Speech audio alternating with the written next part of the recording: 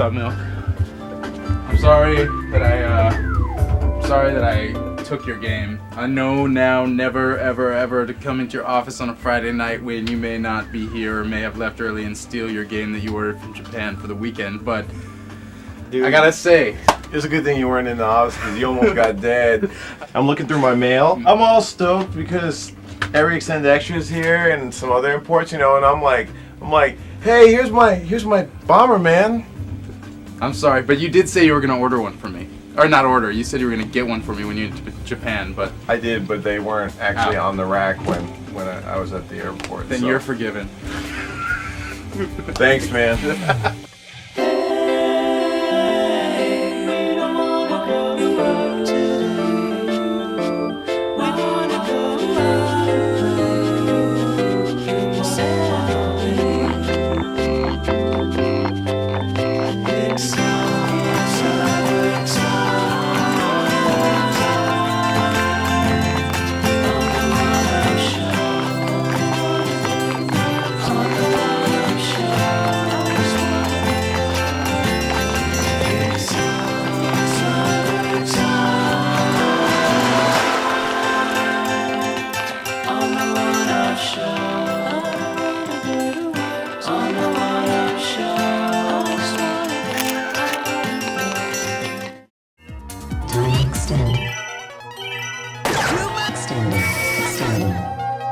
Exchange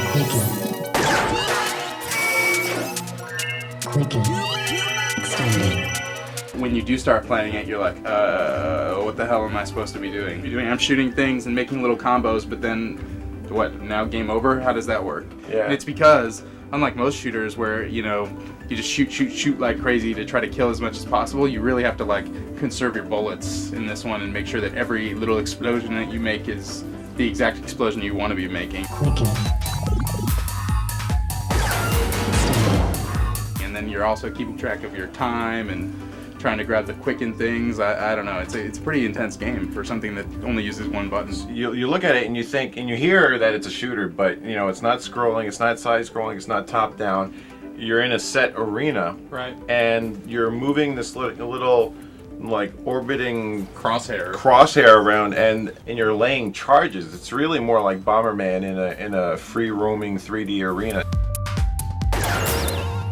You look at Luminous and you see blocks, you see a grid. Yeah, everyone understands puzzle game, right? But with every extend extra, you really have to try it. You have to manage your time between dropping bombs and going and grabbing the little point crystals that are everywhere. They, if you grab one, you make it 1,000 points. But if you grab 4 in a row before you shoot off another shot, it's a multiplier.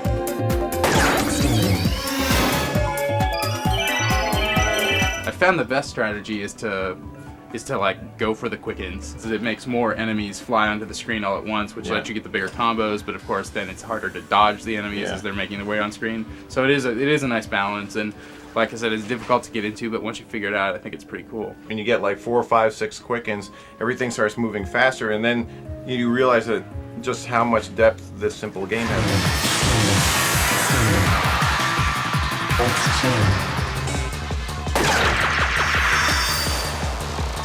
And they did do a great job doing the usual Q pass on top of the game, which is the skins look sweet. Yeah. The music is dope.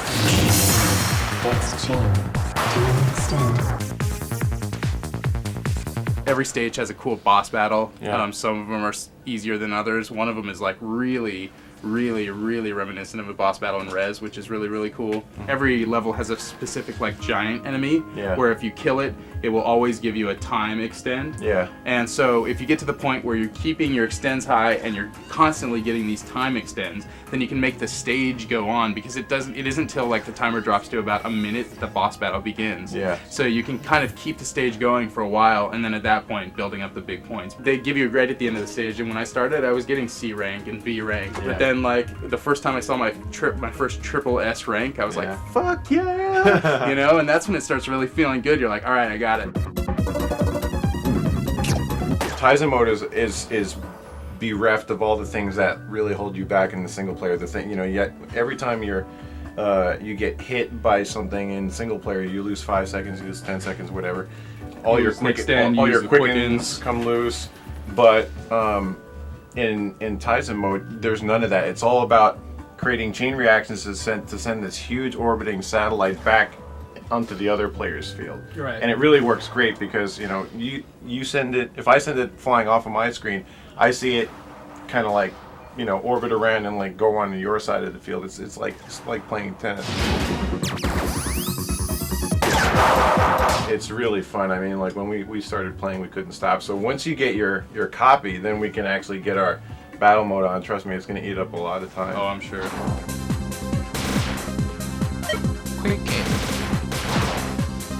If you play the original Every Extend on the PC, solid game, really cool. But I think Q has added enough like new mechanics to it with the charge blasts and the different skins, different enemies that pop in.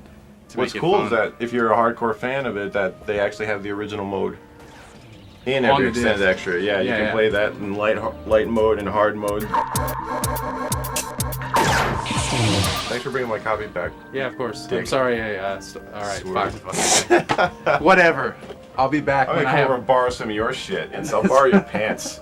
You're like, where's my pants? Oh, Milky took them. Where's Milky? Oh, I'll give you my shoe next time. I'll leave it here like a deposit. No, that's all right. All right, cool. I'll be back when I have my own copy of Every Extend. Okay. We'll get our war on.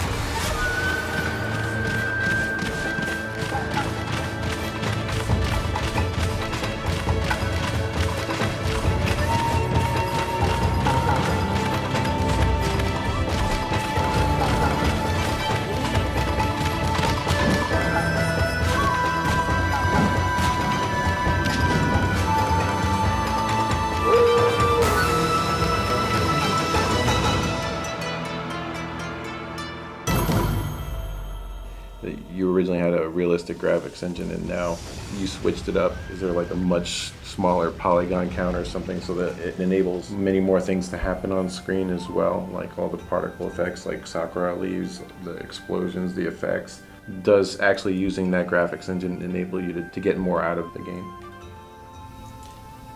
実はその狼ってポリゴン数がすごい少ないように見えてすごくいっぱい使ってて、で画面のシェーディングもすごく独特なんでマシンの力っていうのはほぼもうフルに使っちゃってるんですね。それでも足りないぐらいであの墨絵で描いたようなシェーディングを実現するためにも何回もレンダリングするようなこともやってるし、実はそのマシンパートのそのリアルな方向と墨絵の方向で何かがすごく楽になったっていうことがあるわけじゃないんですけれども、そのリアルじゃない分その違った美しさっていうのを表現することが可能になったから、なんだろう、あんまりその体験したことのないようなそのグラフィックの動きであるとか美しさっていうのはこのゲーム独特の持ち味だと思うんですよ。その自然がすごく爆発的に蘇っていくっていうのをリアルな手法で表現するんじゃなくて、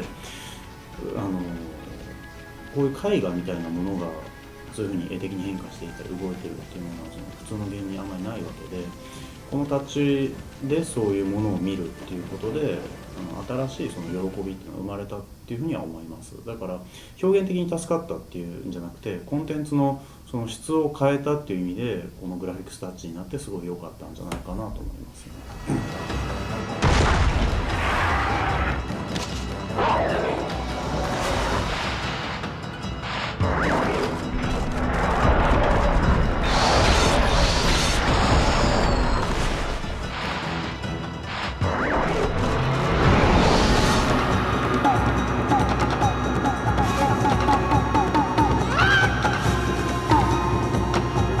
Where does Nabasan see Clover as an independent developer? Like, there's one side of the fence, like Q Entertainment, where they manage to keep their overhead low, design games for systems that don't require huge development teams. So even if the game isn't the hugest success, they didn't seem to put so much into it that it breaks their back. Then you have other development teams like Dream Factory, who take on these big projects and they put all their eggs in one basket, basically. They put their whole development team on one big project for a major console. And if it doesn't sell, then they're kind of screwed. Where does he see Clover going in terms of like a business and development model?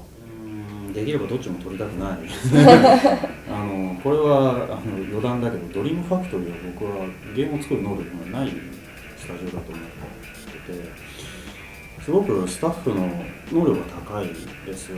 どこの会社もそうなんだけれども、スタッフの技術力がやっぱり高い会社とかっていうのがいっぱいいて、クローバーのスタッフっていうのは別に絵がすごくうまいとか、サウンドの作る力がすごくいいとか、そういうスタッフ、要は他と比べてこう抜きに出てそういうのがいいわけではなくて、ドリームファクトリーが作ってきたゲームとか作り方を見てると、あのスタジオは面白いゲームを作る能力がないから、僕は早くやめた方がいいんじゃないかなと思ってるから、そういう勝負はしない方がいいと思ってるんですけど、あんまりそのハイリスクハイリターンのモデルっていうのはこれからの市場でやっぱり取れない。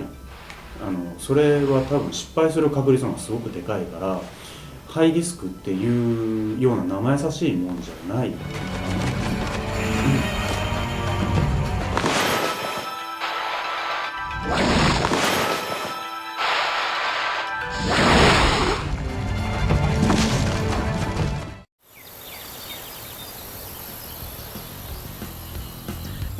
Well, we're at Quakecon.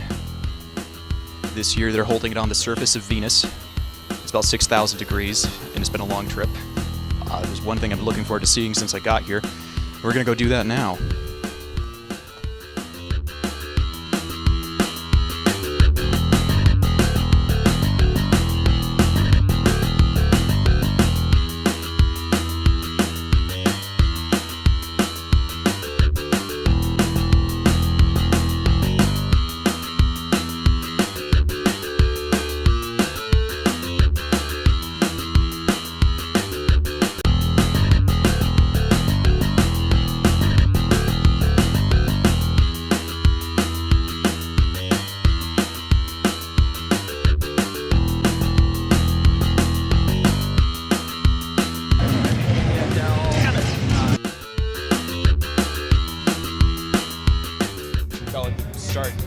All right, who the hell are you?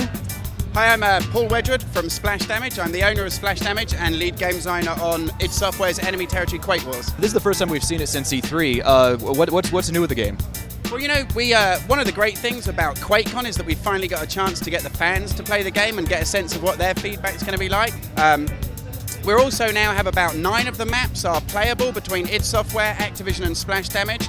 So we've now got a whole bunch of maps that are like Valley, the one that everyone's been playing here and at E3, that, you know, we feel really confident about and that people are going to have good fun with.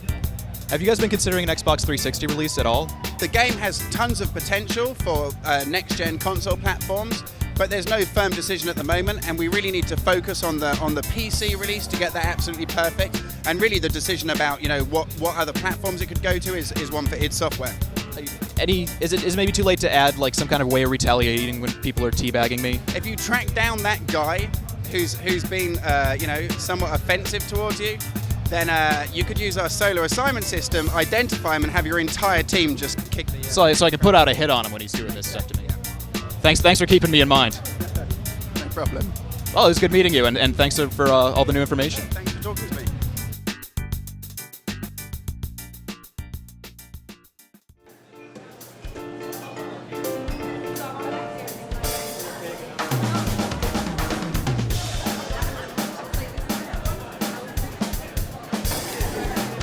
Two Bloody Marys.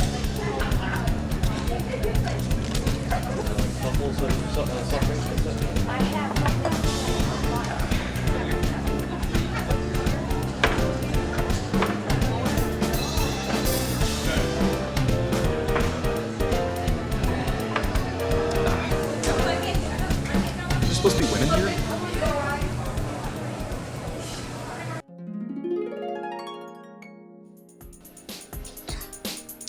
Oh, we've got a couple of the Girls of Destruction here.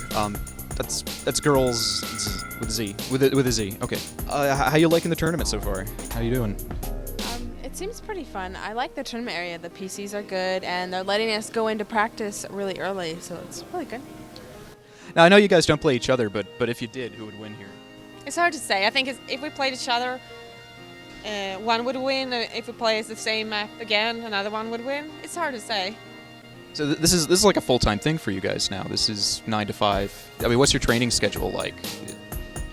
Often they practice evenings and nighttime because I like to go out in the sun and do stuff and go grocery shopping and do stuff like that. And when you come home around 6, we start playing Because then when people are getting home from work, from school, and you can find good opponents online. And Since we're traveling so much, going to all these events, we have to, we have to recuperate and adjust to the jet lag. So I would say it varies, but maybe 5 hours a day on a daily basis. That's not bad. Did you start off playing shooters or? yeah, I started playing Quake 3. I started with games like Doom and Wolfenstein, shooter games, but I played them for fun with my family, like my brothers and my dad. And then when Quake 3 came, I played more and more, and then I got into it more competitively. Thanks for your time.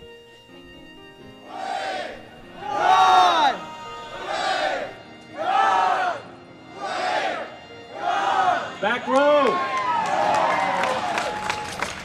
Well, we're here at Quakecon, surrounded by an awful lot of gamers and a damn lot of PCs, throwing off the heat of 1,000 suns. All of them brought together through love, camaraderie, and an appreciation for shooting each other in the fucking face. It's great.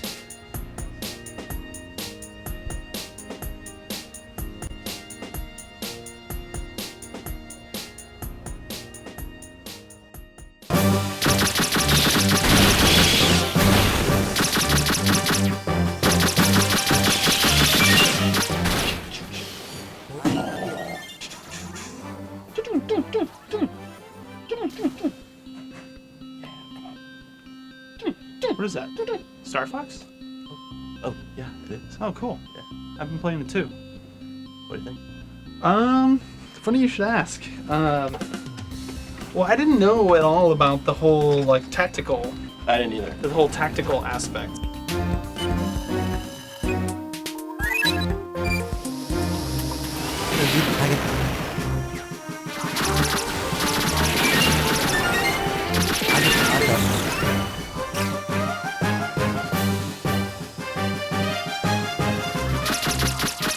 It has grown on me a little bit. Like, they added little things later, like there's a fog of war that you have to, brush aside, and you find missiles for your main Yeah, I base got to to that shoot at point, the enemies. too. Yeah, and that's kind of cool because you have the option of you can either send out your ships and you get more and more ships, or you can actually just send a missile and just blow away that enemy instead of having to worry about it.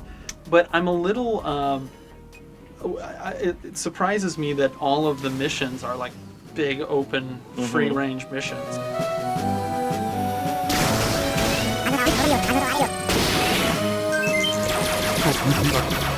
It's kind of cool that they took it in a different direction, right? So you can just intercept any enemy ships, and then you have to go after like the master ship sometime. And on the map, there's missiles and there's fuel extensions and time extensions. Right. That was my first negative reaction to it. I don't like being timed against The enemies. clock is always going The clock down. is always going on and distracts you from taking down your objective enemies. Right. You have to go to get these secondary enemies to refill your time units. Yeah. It's strategic, yeah, but it's just kind of annoying. It kind of You takes start you to out of freak out a little bit, at least I do, like when the clock is counting down, you start looking on your map. it. Or when you have to start a mission with 12 seconds left. Yeah, and so it That's keeps annoying. track of your time, and each of your different characters has their own time, their own number Yeah. of bombs, and their own health. And it keeps track of that. If you run out of time, you lose a life, and you have 4 or 5 lives. The different moves, I thought it actually works with the stylus, though. I will say, you just point to the direction you want to go, and that's what, What do you move. think overall of the stylus control, in place of an analog stick? Well, 'Cause my hand, I've been playing for the last couple hours, my hand's cramping up yeah, really yeah. bad. Well, the one thing I did like is because you need to spin a lot Yeah. to reflect enemy bullets, and that also adds time, which Yeah. is a cool thing.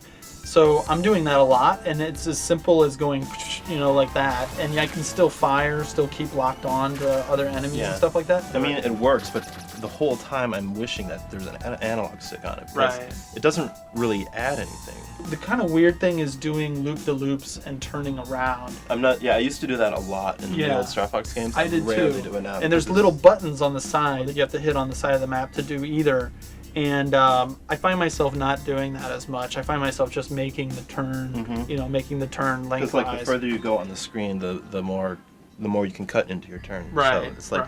doing the loops and doing the quick reverses not really Yeah. worth it yet. in the bombs, you have to. I find myself hardly using them, where before they were really use them a lot. Now you have to drag them onto the screen, and then it takes a few seconds. It counts down 3, 2, 1, then it blows up. So you have to anticipate on the map where the enemy's going to be. It's a lot more complicated seconds. than the traditional just shooting it out and detonating where you want it to be. You lose a little bit of control over it. But at times it definitely it gave me the Starfox feeling. I mean, it's got characters from all the different Star Foxes, even Star Fox Adventures, and still got bosses. Where you're shooting the little flashing. That crab boss. The first crab boss is really cool. Yeah, exactly, and that felt really like Super Nintendo. Definitely old Super school, Nintendo. old school Star Fox, and complete for better or for worse. The old stuff complete with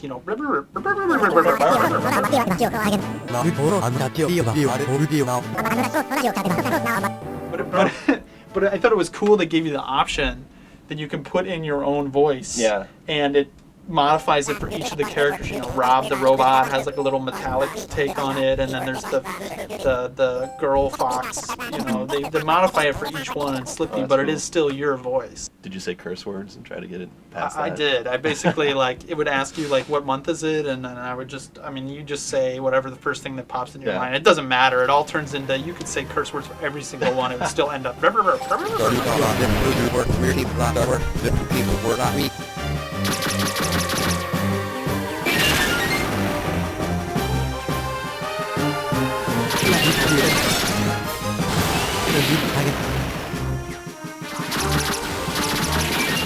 Multiplayer, we just played a 6-player game. It was actually really cool. Yeah. I got into it. It's cool that you can play 6 people download, and you can play it on Wi-Fi too. The map makes more sense in multiplayer because you're at times looking for very specific power-ups. You're like, oh, I need to get a double laser. Look at the map. Okay, there it is. I'm going to try to get there.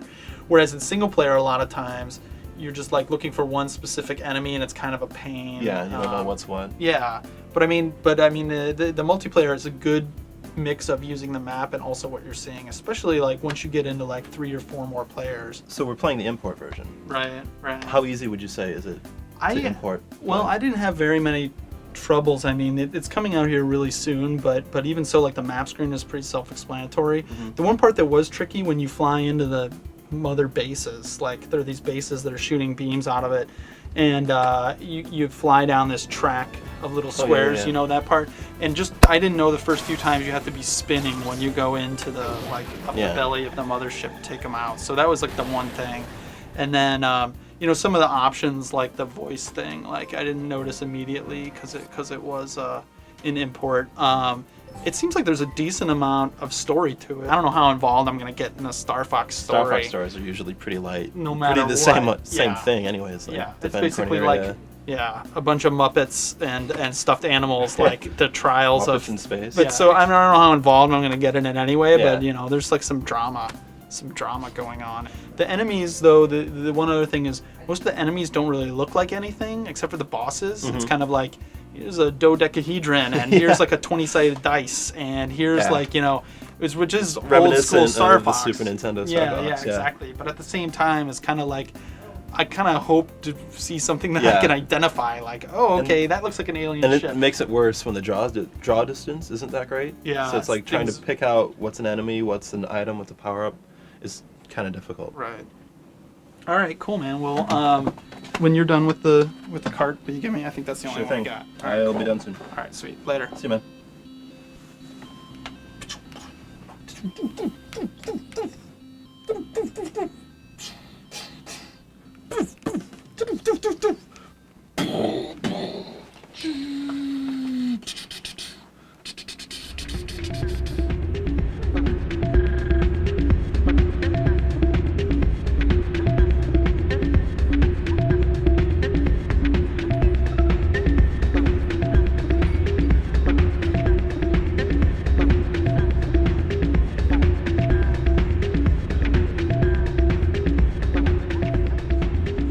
Busy place.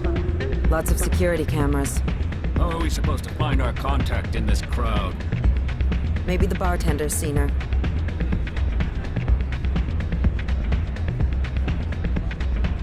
Well, it's different, I think, and similar at the same time. I mean, at the core of a BioWare game, we're always trying to convey great stories and have amazing character interactions and have a good, really solid customization, progression of characters, so you feel like you're building up your character. It's a really great experience. You're seeing all the things, all the cool items you're getting appearing on your character, and you're getting new weapons and biotic powers and things like that. And epic world to explore, or in this case, a universe. You have your own ship, the Normandy, so you're traveling around. You go to uncharted worlds, and lots of optional content.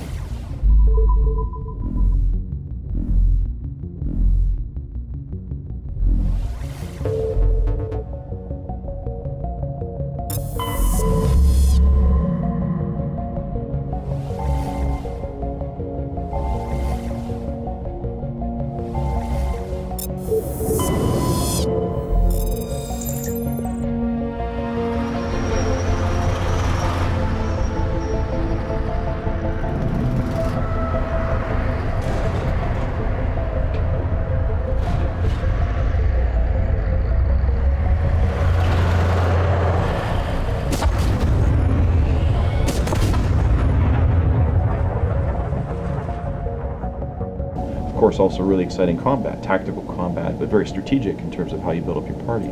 And it all ties together, so we're trying to link all those four elements, sort of the BioWare pillars, into a custom crafted experience for Mass Effect. And of course it's a science fiction adventure and you're exploring the galaxy, but the setting is really more a way to convey the core things that are really fun, and we're always trying to do that in a BioWare game, but it is unique in some ways as well. Yeah, I think one of the other key things too is we often really work with the team to find out what they're passionate about. Like the thing that we believe where a great game comes from is people that really care about what they're building. They care about the setting, the world, the characters, the technology, every aspect. So when we're sitting down to kind of think of okay, what's the next one going to be, a lot of it has to do with the question of okay, what do people want to build? Like what's exciting to create? And then we also have to ask the question, is that commercially going to be successful? Are there other people?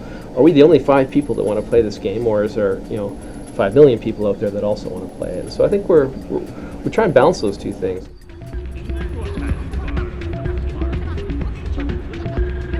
Right, but that's not the point. That's just the way things are. Face the facts. I better get going. 2 Alliance Marines with a Turian security officer. You don't see that every day. You need a drink? Or are you just here to scare off all my paying customers? This'll go real quick if you just tell me what I want to know. Where's the Asari diplomat? A lot of people come through this club. I don't keep track of them all. Not unless I have a good reason. You follow? 20,000 Solarians on this station, and we run into the slimiest one of the bunch. Well, I think the key for BioWare is we try to make sure all our games deliver a very fulfilling story experience. So writing is one element of that, and that's sort of the first element because it's the easiest thing for us to get together and iterate. So we come up with a very broad outline of the story, the characters, and the plot. And then what we do is we let that outline go out to the rest of the teams, the art department, the other designers, even programming, because it affects all elements of the game. It's all tied into delivering the story. Then what happens is they look at what we're going for, what kind of themes we're going for, and they say, well, we like this, we don't like this, we want more of this, we want less of that. And then they come back with their input from their technical expertise. So, for example, artists will say, well, we want, this particular kind of world, or here's some concept art that we think would fit well in with what you're doing. And based on their feedback, we then revise the writing process, because the writing is the easiest thing to revise. We're constantly rewriting it, revising it, trying to get it just right so that it incorporates all these different elements together. One of the things that's typical with a BioWare game is that we have 20,000 plus lines of dialogue. We want to really simulate a massive universe that really shows, allows players to really, just really want to explore the universe and get immersed in that. So we want the characters to really be believable. This is one of the lines from the E3 demo. I just have a couple of quick questions. I need to find the Asari diplomat. So we're able to generate that lip sync from the WAV file. We analyze that VO file that comes through and that generates the lip sync here. But we also want to create different layers of emotion. So I'm just going to, when we animate, I'm going to animate just his emotions. I'm not going to grab specific little points on his face, his upper lip or his eyebrows. I'm just going to have him get angry for a particular amount of time. So I'll just show you how that looks. So we're gonna he's gonna start off being really angry. He's gonna be enraged, and so we'll play that same line again. I just have a couple of quick questions. I need to find the Asari diplomat. So we have a quick little period there where he's angry. I'll extend that and show you just how easy it is to go in and just sort of play with those emotions. So I've just extended that across the whole clip. I just have a couple of quick questions. I need to find the Asari diplomat. So it's really easy just to go in and add a performance layer onto these characters. So I'll just grab another one just to kind of show the range. We're gonna go. He's really angry at you as we start. And then he's just gonna give you kind of a fake smile at the end. So we'll see. I just have a couple of quick questions. I need to find the Asari diplomat. So, we're able to kind of seamlessly integrate an emotion system, and we were able to move the face into emotional kind of poses, completely independent of lip sync. So the lip sync is even though we're making really complex changes to the mouth, we're able to still maintain a believable lip sync animation. So that kind of just shows how really quickly we're going to be able to do passes over the game and add a lot of believability to the game. No reason to get personal. It's just business. Besides, Commander, insults won't get you the info you need.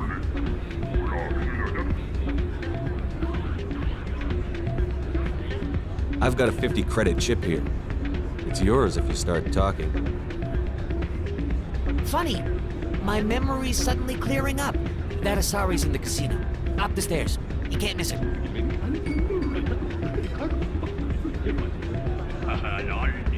Seems like a lot of your customers are Alliance crewmen.